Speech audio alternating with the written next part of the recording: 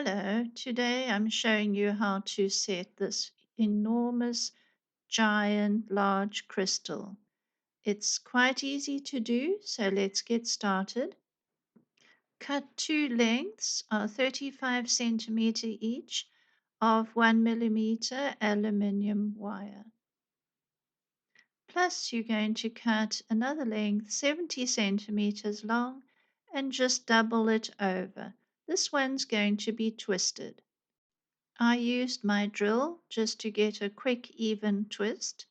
And now put the twisted wire goes between the two straight ones.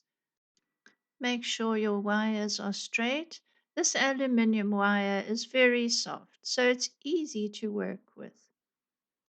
Mark out the parts on the wire where the wraps will go. Now you're going to do four wraps with each with about 8 little turns around with a 0.4 millimeter wire. So mark them out with your pen just to give you a guideline. Each wrap is 1.5 centimeters apart, and if you were doing a small crystal, obviously then the wraps would be closer together. You don't need such big areas for holding in a smaller crystal. So from the middle of that wire, you would do a wrap on each side from the middle. So dividing 1.5 centimeters in half and a wrap on each side, and then the next two on either side would be 1.5 centimeters from the middle ones. Squeeze those wraps nice and firmly to secure the wire. Now put your pliers into that gap and open them up so that each gap is a diamond shape, quite wide for a big crystal. Once you've opened up three diamond shapes, place the big crystal point into the middle of the middle one and bend the sides up so that the twisted part goes straight up the side of the crystal, nice and straight and tidy. Squeeze the arms, the V parts of the diamond around the stone. Now to the top of the stone and take those four tails. You've got four that are up at the top, ignoring the twisted wires for now. Bending each of the tails gently towards the middle, sweep it up so that there's a gentle curve. And these tails doing it front and back, so you have four of those holding in the top of the stone. That means it can't fall out of the setting. Once you've done that, take two of the tails and wrap it around the whole bunch of wires at the top, close to the stone, and this will hold them all together. While you're wrapping those two around the bundle, make sure that they are straight in the center of the crystal. You don't want your bail going off at a funny angle. I seem to remember that I got these big, very large crystals from Namibia, and they're very beautiful. This one doesn't have a point, but it's still pretty, and I think it looks good anyway. The next part is to just work your way around wire by wire and press in where there's a little bit of a gap or do a little kink to tighten up a wire. And this part is important because you want your stone to be nice and secure, firmly held, and not rattle about in its setting. You may wonder when and where I used to sell these crystals. Well, we used to do markets before COVID came along, and I really enjoyed the interaction with customers.